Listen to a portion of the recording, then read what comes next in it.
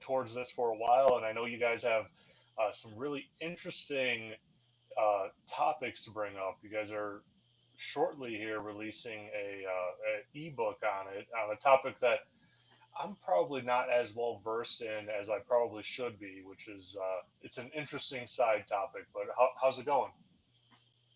Going good, Joe. Thank you for having us. I'm super excited and knowing that this is all just raw, going with the flow. I'm really curious and excited for this. Yeah, it's interesting. People react differently, to this podcast format, right? Like I think a lot of podcasts out there, they probably like offer up, a lot of different questions, and they do a whole lot of research and everything else like that. But I feel personally it takes away from the genuineness of the podcast, right? Like I think that there's a level of authenticity that this format captures where it's truly just us having a conversation. It's not scripted or anything like that. Like I find that whenever I script something, I do worse at it. At least I feel I do. Yeah, sure. Not good at memorizing lines, that's for sure. Yeah.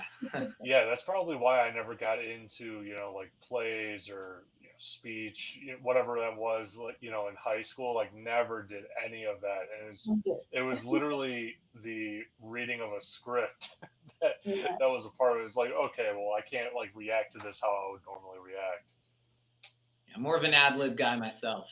Yeah, yeah, awesome. Well, first I'll start with, you guys each introducing yourselves. We'll start with Aqsa. So, how did you get into IT? How did you start to, specialize in security? What made you go down that path? Because you have a pretty, interesting background, I think, right? Like, you're a bit of an author and, security professional, security expert, right? So, how did you start going down this path? Yeah, good question. I asked that to myself too. So interesting story. Did my master's in electrical engineering, and you had to take an optional course. So I outside of your core, and so I took cloud computing as an optional course, which kind of became my entire career journey since then. So at that time, when I was doing my master's, container security was really the topic that everyone was talking about, and my professor wanted to mix quantum with container security, cloud security. I looked up companies that were doing it for my research paper, got into Twistlog, which got acquired by Palo Alto Networks. And then I moved to product management, building these products for customers, for organizations that are looking to strengthen their cloud security posture, workload security, and all. And then came abstract. So I've been really fortunate in working with these startups, successful startups, and companies that are on the edge of doing something new, something innovative. And I love to write. So it was natural for me that when I learn something, I learn it by writing or taking notes. So I thought, what good way to share the knowledge than in books? So my first book was Process Mining, the Security Angle. And this will be my second book, soon to be released, Applied Security Data Strategy, a Leader's Guide. So pretty excited. Hmm.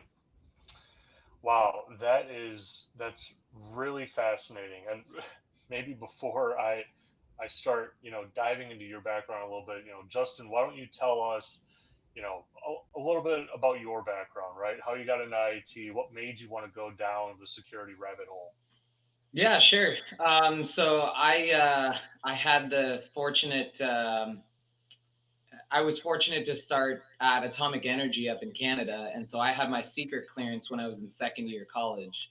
Hmm. And so when I left, this is probably 17 years ago. When I left college, um, IT security was still pretty much in its infancy. A lot of places didn't have a lot of mature programs and stuff like that, and so I went back to Atomic Energy and I started building custom intrusion detection systems, snort boxes back in the day. And then I spent the next probably 10 or 12 years building custom PCAP systems. I left Atomic Energy and went to work at BlackBerry very much in the heyday and built all of the custom packet capture systems that we used on the critical assets within there. Things like domain controllers, RSA servers, stuff like that. I was building packet capture systems and doing incident response, malware reversing. So I've had my Grem for I think something like 15 years, like Grem number 3300 and something. Hmm. So I've been doing that like a very, very long time and doing incident response, since then. Had the opportunity to work at Equifax. I ran their countermeasures team and then went to the Senate for that incident. My team found the breach. My team built all the packet capture systems there. And when I left Equifax, we had rolled our own 80 gig per second north south in house. Wow. So we were building big packet capture systems, writing a lot of IDS, IPS rules, reversing malware, finding indicators, and I've been very heavily involved in the community for at least 15 years, just doing what I can because the bad folks tend to share security data very well, and that's something that I've always prided myself on is trying to play a little bit of open-handed poker with your friends, letting people know what works, what doesn't, and how we can sort of better defend as a community. Hmm. Yeah, that is that's really fascinating. So Aksa, when you were in your electrical engineering program, you decided to take a cloud security course, which is interesting, um, because like I didn't have any semblance of cloud security like offering, in my bachelor's, right? And did you going into it, did you think that it would be like an interesting challenge for you compared to the electrical engineering work, and it would like, kind of work your brain in another way? I asked that because you said that you learn best when you write things down, right? And I'm the same way actually. I have to write it down, otherwise I'm not going to figure it out. I have Mhm. to like at a minimum see a diagram, and that's how it kind of starts making sense to me. And so I assume, in your studies, you probably figured that out pretty quickly if you didn't already know it, right? Because you're not going to be successful for sure in electrical engineering if you don't know how your brain works to learn things. Yeah, so it's when they said optional course, I mean, I didn't even think about music and all the arts. I guess Like because it's the psychology, Indian like in stuff. me. Yeah, I guess that's the Indian side of me. But I knew that computer architecture or something really core, I was anyways going to learn as part of my electrical engineering and computer uh, core subjects. So cloud computing, that was actually the first round of that course in my college, in my batch, during my batch. So the professor was also figuring out like how to teach cloud computing. And so I was like, this is new. There is no record of this in the college. It's also something that people are talking about in the industry, if you go on LinkedIn and so on. So I thought, let's give it a try. I mean, I don't know if it's going to be super hard or super easy, but either way, it's going to challenge me to think outside of my electrical engineering box. So I was very happy that I did that because it opened a lot of opportunities for me. I got to be a part of OCI, which is like Open Cloud Institute within UTSA for research. And that's how like I learned about Dockers and containers because Docker had just come out. Docker was gaining traction at this time, like 2015, 2016. So it was like there's innovation on every side in the industry and with us, and trying to combine physics concepts like quantum computing and cloud computing together was also quite interesting and unique. So working on that as part of my thesis kind of opened my brain on two different levels, like quantum and then cloud. And so it was really, really good experience for me. I'd encourage everyone to sometimes think out of the box. You might be a network engineer or a data engineer or a security engineer, but sometimes you just have to touch boxes outside of your routine, and that can help you think about your own core strategy in different ways. And I think that really helped my career from there forward because I was like, okay, this is what I really love and I want to do more of. Hmm. Yeah, that is, that's very true what you said there, right? Going outside of your box and trying to, kind of expand yourself and see where it leads, right? And So I've done that throughout my career personally, and I typically, somehow it coincides with like me getting a degree, right? Hmm. So I got my master's, got into cybersecurity and cloud security, that sort of thing. Right now, I'm working on my PhD, and actually earlier in the week, I finished up like the bulk majority of my quantum security section. Oh, Right, so I realized that I was like exhausted from it when last night I was like, okay, I'm gonna start on this satellite, this communication satellite stuff, yeah, and I like couldn't get past a sentence, and I was like, I need a break.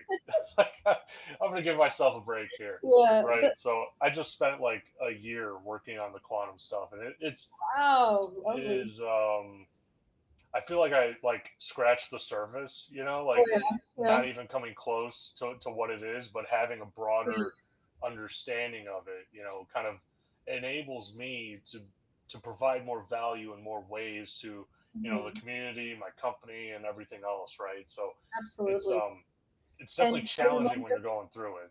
yeah, yeah, yeah. On the day one, my professor started by saying, everything you learn in physics, throw it out of the box. Yeah. And you have to like start with an empty brain and start all over. It's like, what does he mean? And then I was like, oh, okay. This is what he means. Yeah, because it starts they start like adding in layers of abstraction. So if you have like your own, mindset or mentality with physics, Yep. and how you got through, like, let's just say you were getting a degree in physics, just basic physical material physics, all of that is difficult to then start saying, okay, well, how is this built off of quantum, right? Yeah. Because quantum immediately starts, you know, in Question. several dimensions, right? It tears down everything that you used to know, and the only way that you build up, or I guess build up that foundation to the other side of physics is by going all the way through quantum. That's the only way it makes sense. I Um, think it will be applicable to security sooner than later. I mean, we're already seeing, the encryption models, quantum key distributions, and such concepts being more relevant to the security industry. But that's not what this podcast is about. We can go a whole podcast episode on that. yeah, yeah, I'll bring you back on to talk Wasn't quantum, there and we can. an RSA thing that dropped last week where it was like, you better use post quantum stuff because it's as broken as you think it is? Yeah, yeah, it is. So we could do like a 2 second segue, right? A part of the PhD, right, is that the industry perceives migrating to quantum or post quantum encryption as being like an extremely heavy lift. But what they don't understand is that 50% of that process is already solved Yes. by what they call classical encryption, right? So that's already the key distribution that's a part of it. Quantum is a layer of abstraction on top of what we already have. And so it's really just adding in a new process procedure, new, maybe architecture and physical Yeah. like physical setups and whatnot, Layers. right, to actually Yeah. make it work. um Even but that is happening. I mean, there's experiments for quantum entanglement that are, proven for certain distances. People think quantum's just theory, but I think it's like it's happening. yeah, yeah, I specifically, I'm getting my PhD in how to secure quantum communications from the ground to communication satellites, and then across, right, and applying zero trust to that, because zero trust is just a Um, framework. So why don't we apply zero trust to it? And it has to be zero trust within the actual satellite, and then mm, between the satellites within the architecture of that, right? So that's in my research, I actually found 2 or 3 days ago that China had been doing it and proved it all out, and said that, hey, this can actually work. You just have to have relay satellites between mm, here and 300,000 kilometers or whatever it is, mhm. above the Earth, right? So that's the only way that it works, because quantum is a little bit more inefficient the longer it goes, and it's more vulnerable to attack and whatnot. Yeah, But the again, channel. that's like now we're going down a path that we could easily spend 3 hours on and Yeah, yeah, yeah, for not sure. even get there, right? Second podcast episode. Yeah, yeah, absolutely. I'll have both of you back on for other podcasts, because I definitely want to talk about Equifax with Justin, primarily because I was working at a competitor to Equifax. I won't say the name. And when Equifax happened, we got a blank check in security, and they said just do whatever you need, it's done. And our security budget went from a couple 100,000 to several million, tens of millions overnight. And You're welcome. yeah, we were all at the bar signing contracts to bring in new products and hire people. Like I can't remember how many interviews I actually did at the bar, strictly because I just worked 12 hours, and I'm like, okay, I can't be in this office anymore. Like, let's just go across the street. We'll do it over there. Yeah, So it's a battle scar for sure. I mean, there's a lot of people who work their entire career and don't get to work half the incidents that I've gotten to. yeah, So I don't know whether that's a me thing or that's the happenstance thing or maybe a little bit of both. But I've had an interesting career as it pertains to incidents.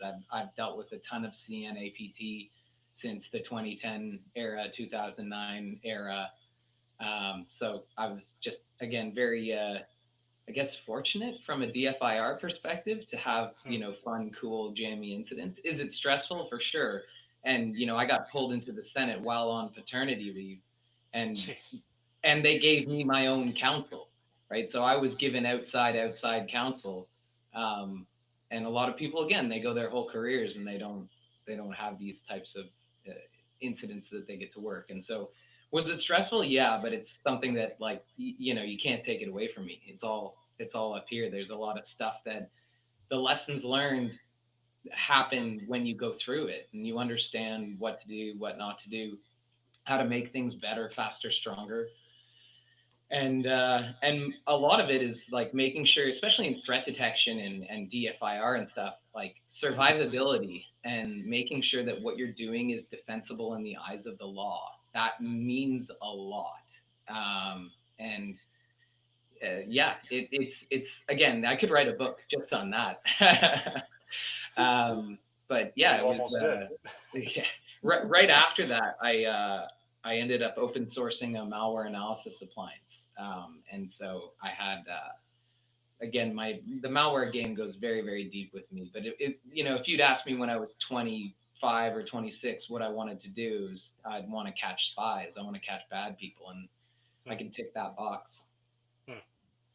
Yeah, that is, it's interesting how life goes, right? Because I feel like, to be in the seat that you're in, right? The quote unquote expert seat, to be able to get there, which probably everyone wants to get there, no one really wants to go through a situation like that. I mean, they don't want to go through half of that, and like, but you have to cut your teeth somehow, some way. You have to get that experience, and you can't read about it in a book. You need to know like the theory behind it. You need to know maybe like a vague plan. But when you're going through that, you're reacting to more random things than you would expect, right? For sure.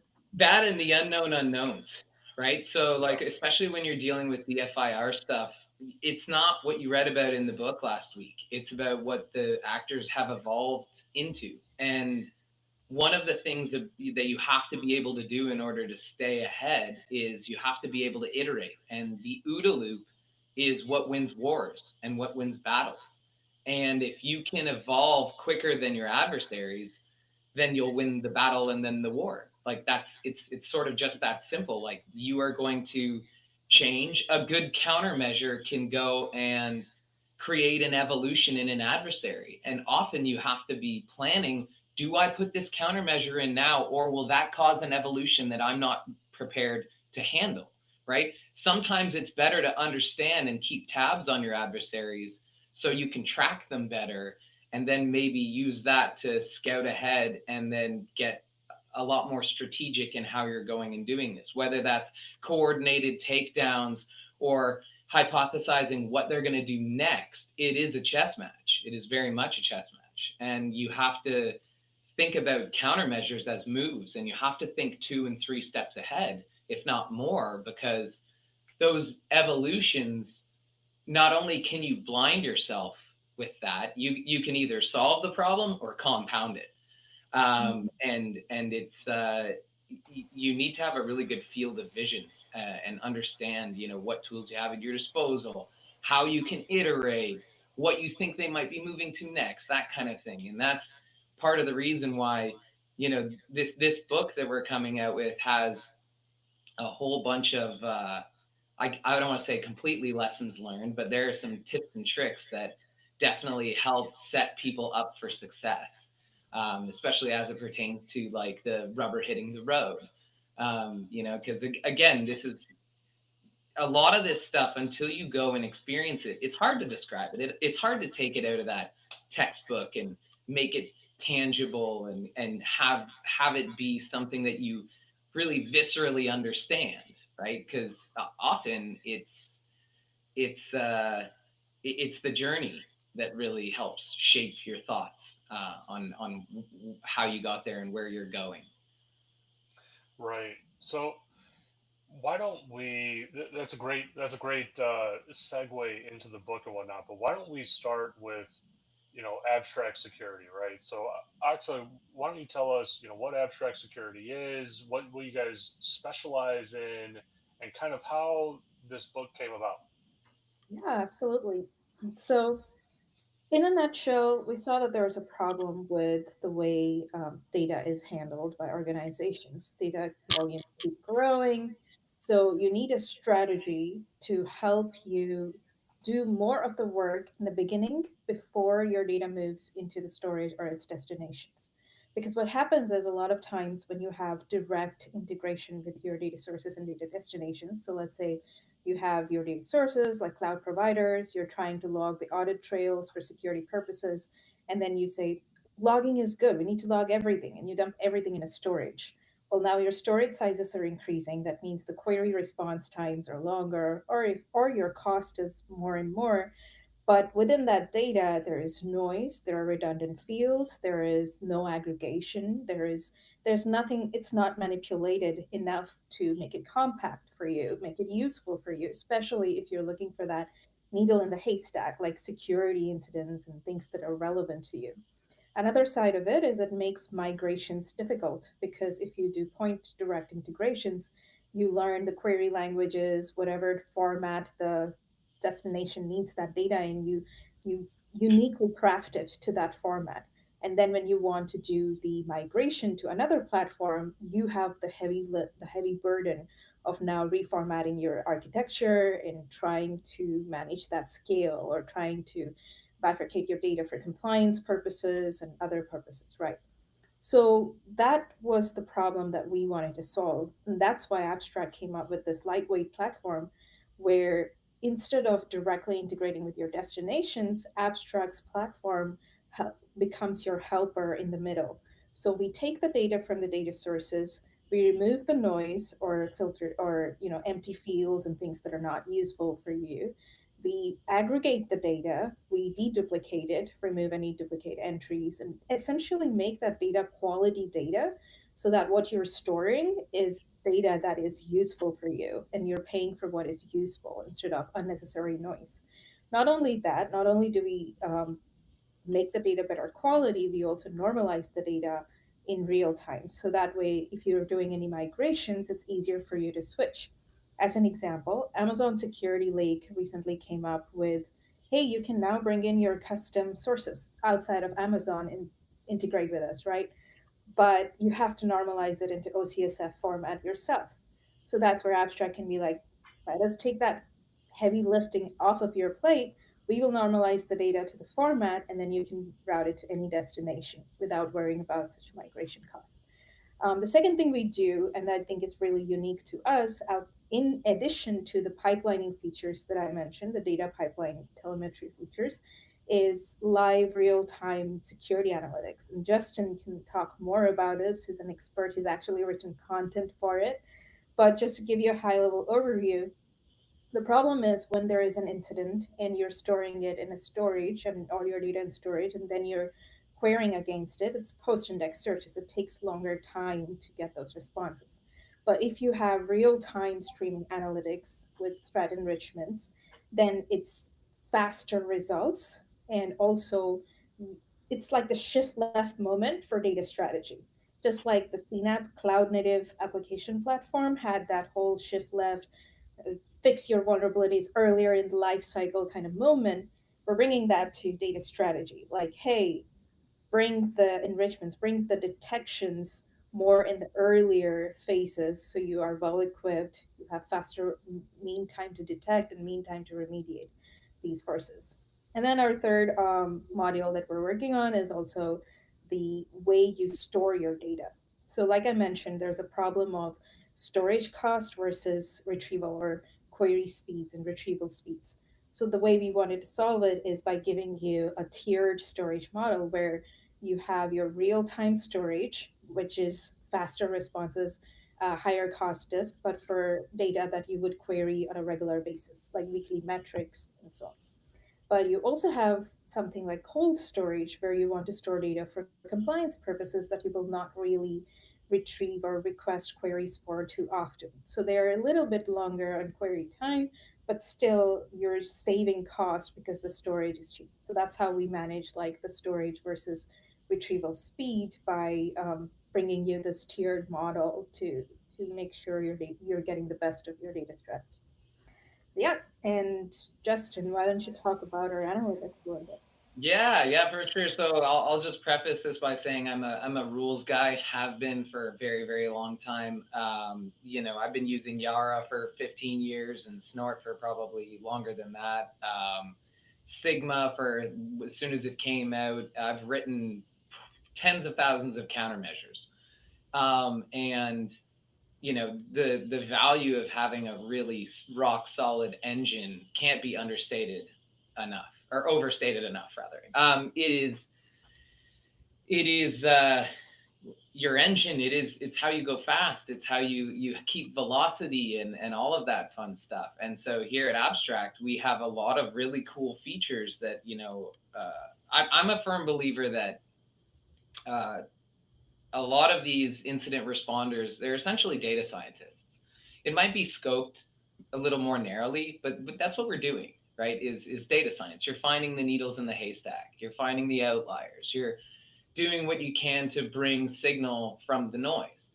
And with our engine, there are a number of really, really cool features that we have. I've just released a number of what we're calling abstract amplify rules, which are things where it will sort of give you out of the box correlation where we see, okay, there were X number of low alerts, but it was from a single username. Well, that's now a medium, right? And going and being able to see that automated bubbling up and having things sort of let the data tell you the story, right? Because that's what you're doing. You can't really force that kind of thing.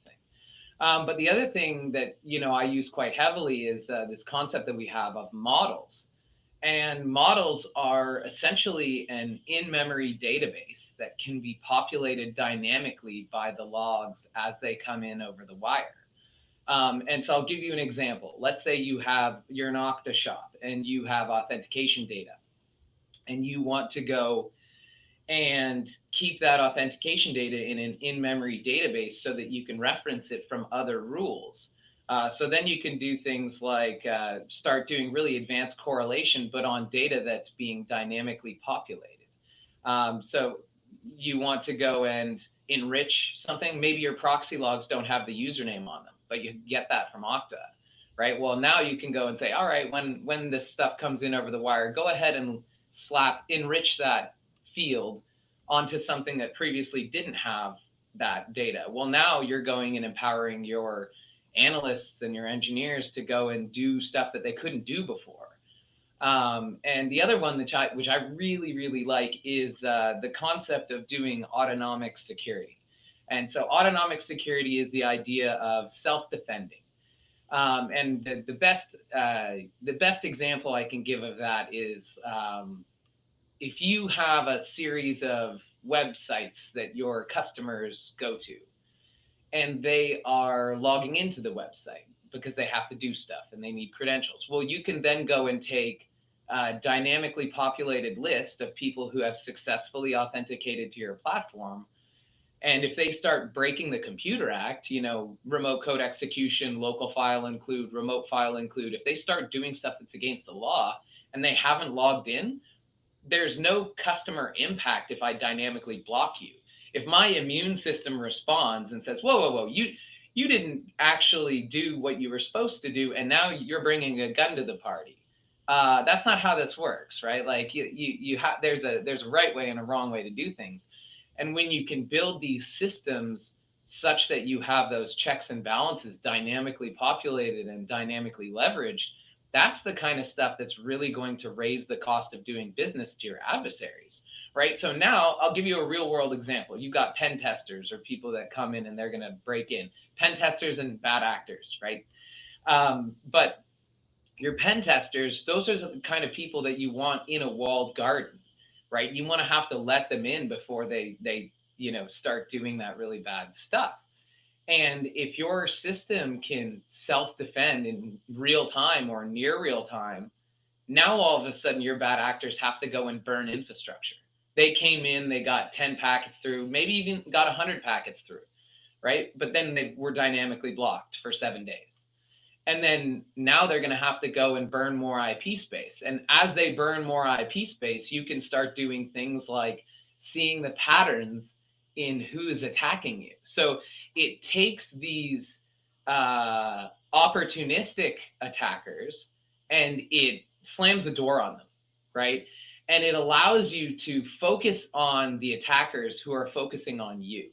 And that's where you need to spend your resources, right? That's what a lot of people may or may not understand. They don't want it's not always the 12-year-old or 16-year-old kid in the basement who's doing this stuff, but do you really want to be spending your tier 3 and tier 4 IR cycles on something that he did, you know, that person never had or should have been able to throw remote code execution at your website anyway? That's something that should only happen from a walled garden. And so if you can start determining how you can go and implement dynamic security controls without impacting business cost and without impacting your customers, that's incredibly powerful. That is very much where we need to evolve to as an industry, right? And some of us, you know, there's people out there who've been doing this for a decade plus, myself included. There are ways to do this. Historically speaking, it was expensive. It cost you expensive queries every 5 minutes, every 10 minutes, going and boiling small oceans or ponds, and then going and acting on that. When you can go and dynamically take this data and funnel it to where you need to make those decisions happen themselves, now your analysts and your engineers, they're focusing on stuff that is more important. The opportunistic attackers are not doing the same kind of damage in your environment, right? You're allowed to focus on the people who are focusing on you.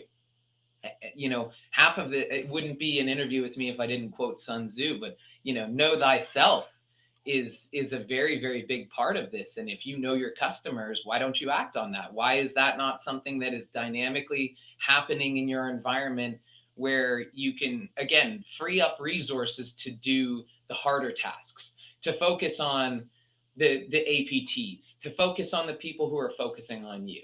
And that's, again, we have a really, really core foundational building blocks that are very powerful and adaptable to many different use cases: fraud, external exploitation, right? There's dozens of these scenarios where the way I like to think of it is if your website is a party and you tell your friends not to step on your lawn because you like your lawn, and someone steps on your lawn, they're not your friend, right? And you can say, you know what, you're not getting in the party. You stepped on the lawn, and that's not how we do this, right? Or better yet, you can start to do things which will take that to the next level. And maybe you put a sign on your front door instead that says, go, you know what, threat actor, go around back. The entrance is actually around back, right? And what you can actually do is start redirecting resources and, you know, doing what we can to make asymmetric warfare happen to these threat actors. So now, not only are you going to be able to to interdict them more quickly, but you're going to be able to get inside their decision cycle and burn time, which they can never get back. Right. And so that's where we need to evolve to. We need to get to the point where, yeah, the system does most of the work, but it does it because we know ourselves and we've gone and said, no, here's my grass, and my friends know where my grass is and they don't walk on it. Right. Hmm.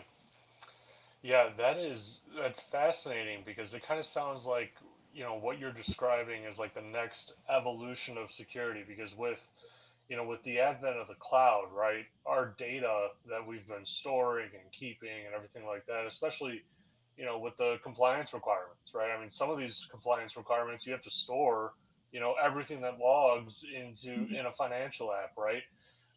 And so now we're in a situation where it's like, yeah, we have petabytes of data, right? Like we have a whole bunch of data, and I hope I never have to query it, because we don't even have the data scientists to query that data, right? Mhm. Like, because those are not cheap resources, and most companies do not staff, data engineers, data scientists, or anything like that to actually pull it in, right? And so it's interesting because it sounds like your solution kind of, it not only augments or eliminates the need for that resource, but it also builds in security right from the very beginning, right? And I think that that's interesting, and it kind of ties into, what you named, the book, right? Security data strategy, which is completely different, right?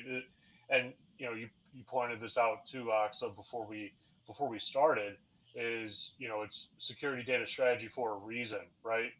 Normally you would think of it in terms of data security strategy. I have to have a strategy for securing my data. Well, really, it's removing or shifting left, where that security is actually applied, when it's applied, and things like that, which, really, that's the only way to do it, because we're moving into like uncharted territory, right? Where Yeah. we've never seen this amount of data, this amount of resource before, right? And you're Mhm. required to do something with it. You're required to secure it and ensure the security of it, which is always a challenge. I was recently on a call. I won't say the company, but it's a financial sector company, right? And they were telling me, "Oh yeah, we got rid of Splunk." So okay, well, what'd you replace it with? Because like right off the bat, that's the wrong answer, right? I got rid of Splunk. Okay, now I'm worried. And they said that they basically replaced it with an open source solution. And so I asked, okay, well, how quickly do your logs roll over? And they Mhm. said, oh, we have 10 tiers of logs, and they roll every couple minutes. Every 5 to 15 minutes, these logs are rolling from a high traffic financial app. And so it started going down this rabbit hole where you have so much data that you almost can't even afford the storage costs of Yeah. that data, right? And so I bring that up because your solution sounds like it's pretty unique, where it's able to really sift through these vast amounts of data and say, okay, you need to pay attention to this, or you need to store this long term, right? It Exactly. like has that built-in cost savings feature with it, which is really interesting. You don't see that normally. So Yeah. I'll just jump into your story, Ox. I didn't mean to interrupt. One of the things that I kind of think in my head is like, historically speaking, when you're doing this the old-fashioned way, it's there's a bus that goes by, right? And there's two people on the bus that are bad actors, right? It's way harder to go back and chase that bus down and then sift through everyone on the bus than it is to go and see people walking down the street and pick them out and say, nope, do not pass go, do not collect $200, right? And instead of having to go and do the rework later on, the streaming portion is obviously incredibly beneficial to getting that signal out of the noise so that you can go and do more fancy stuff in real time, right? Because let's say you go and solve that problem and you go and you're not batch querying and you're not doing this and you're not doing that. You're going to evolve. You're going to go and hit the bad guys where it hurts, and then they're going to evolve. right? And as they evolve, you have to continually evolve, right? And that's where people often forget that, like, this is a journey. You're constantly evolving. This isn't a set and forget thing. It never will be, right? This is cat and mouse. It is perpetually cat and mouse, right? As you go and put locks on doors, they'll go break in through the window. As you go and board your window up, they'll saw a hole through your house, right? It just depends on how motivated they are to get what they're after. And if you have the building blocks to react quickly, that's where people need to be focused. Historically speaking, yeah, they had data science teams that often would hang off of, home brewed bifurcated data, and they would run custom tools. I've been doing it for over a decade, right? We had a sim. We also ran data analytics components that were doing other detection that was more involved because we had to do more advanced correlation and stuff. Well, there needs to be a tool to do that. There needs to be something where you can go and build on this stuff so that you can dynamically steer data, so that you can dynamically use that data. And it opens doors that previously were closed when it comes to being able to evolve faster than your adversary. That makes sense. Aqsa, what were you gonna bring up or mention? Yeah, I was going to say that's how industry itself is evolving as well, Joe, because, the CIO and CISO roles are merging, and people are understanding that, hey, when you look at data, you have to merge the use cases between security and the other operations like analytics and so on. Now, the security teams, as you rightly pointed out, may not have data engineers or a whole investment for data analysis, but a lot of security needs rely on data logging and platforming just as much as other needs in data processing. So, this combination or this merging is where we want to help organizations move. And that's what we talk about in the book as well. And if you see the cover page of the book, it shows data governance is kind of like an umbrella over everything else, all the different phases of data strategy. And that's in line with if you see something like a NIST cybersecurity framework. They say that governance in general incorporates around every other phase of your organization's strategy for cybersecurity maturity profile. So just like that, I think when it comes to data, what we've learned with all the 9 authors that are not even from abstract but security industry experts is that when you are thinking of strategy, you have to think of volume, you have to think of flexibility because it's not going to stay the same. It's going to scale, it's going to evolve. So you have to future proof your strategy. So you have to think of that. You have to think of how to measure it. I mean, it's one thing to just say in theory, like, you have a good strategy around it. How good on a scale of 1 to 6? Is it 4, 5, 6, 1, 2? So we wanted to provide that security scale, maturity scale for assessment as well, which is a part of the book. And then it's, are you thinking about security and governance when you're designing this? So throughout the phases, we're thinking about, hey, how do you really make the most of the data that's useful for security? And how do you combine data analytics with that in mind? So it's something that as we're building the platform, we are also trying to educate the industry on that security in data are like you can't separate the two. And if you want to make the most of your data strategy, security leaders or CIO leaders or data leaders need to work together to get that effective strategy. Hmm. Yeah, So, it's interesting. can I jump in here really Sure. quickly? So, to extend on that a little bit, so the younger, more reckless Justin was, not as fond of governance, right? Because get out of my way! I just want to write tools to smash bad guys. Is that so wrong? And then, probably about 6 months before the incident happened at Equifax, my team caused an outage, big outage. And I had to do an RCA up to the president of the Canada side, and part of that was making sure it never ever happened again. And going and getting good at governance as you're doing security operations is paramount, right? Because if every time you have to do something jammy, you're stuck behind governance, then you're not going to do anything jammy ever, right? You're going to be stuck behind governance. And so, meeting governance at the table, making sure that they're stakeholders, making sure that you're working hand in glove with them allows you to run with scissors. It allows you to evolve faster, right? Because you're going to have to, right? And avoiding governance in this day and age is not an option, right? Regulators are everywhere.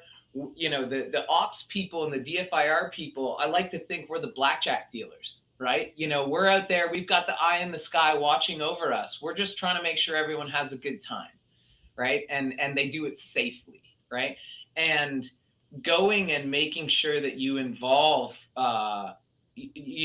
governance very deeply in your SecOps is a maturity step that you really want to take early on, and you want to make sure that you're doing that in a way that is scalable, that is auditable, and that you can make sure that you've got all the checks and balances you need to go and do those jammy things quickly and respond quickly and safely. You don't want to harm your customers. You don't want to harm your own systems.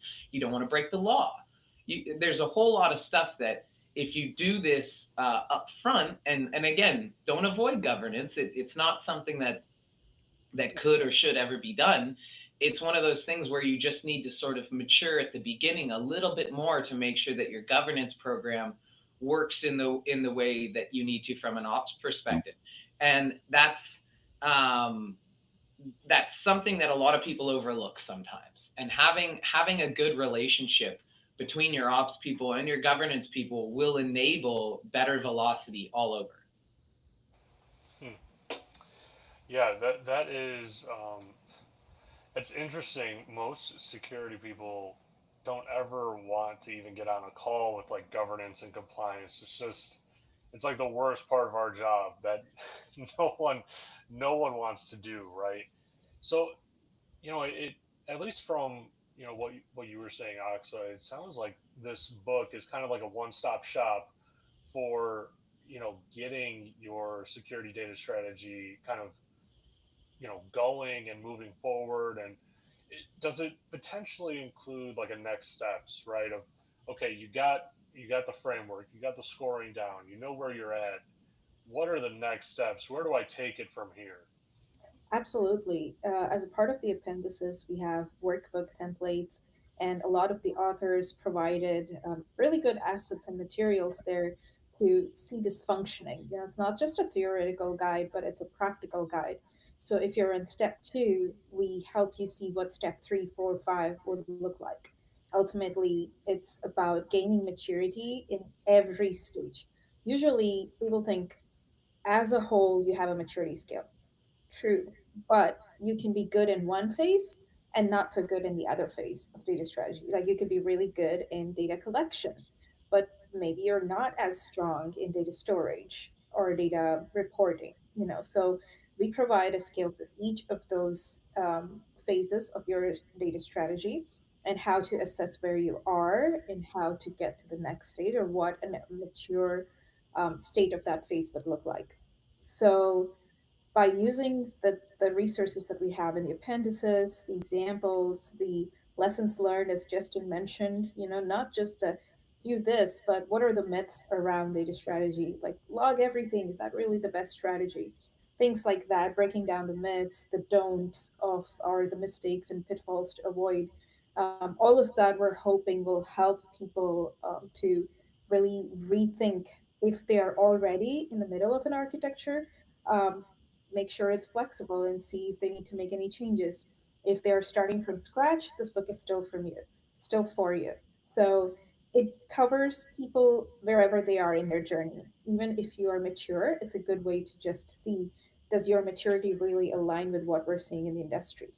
If you are a beginner, like you just took on the role of trying to architect something, what are the things you have to watch out for and how do you start? If you're somewhere in the middle, like you're going through re-architecting, I think someone that I was talking to as part of security data strategy interviews that I was doing, they said it took them 6 months to a year to re-architect everything because they wanted to change their sim platform. They Hmm. wanted to change their end destination. They didn't realize how much work it would take until they started doing it. You know, just like you mentioned in your example with the Splunk to open source, it's not a 2 day switch. Like you have to redo everything. And if you're not flexible in your architecture, that's a nightmare, which is why it's so important to have this movement in the beginning of the cycle. And this book is absolutely free. And when I say free, it's also non gated. We don't need an email for you to download your ebook because, you know, a lot of marketing and companies are like, it's free, but give us your email, give us your details. And then we'll send you all this like spam emails about how you can buy our product and make things better. No, it's purely for a community, and it's a brainchild of people not just from abstract but from outside of abstract. Although abstract, think I'm thankful to work in a company that sponsored all costs for it, the publishing costs, printing costs, design costs, editing costs, everything.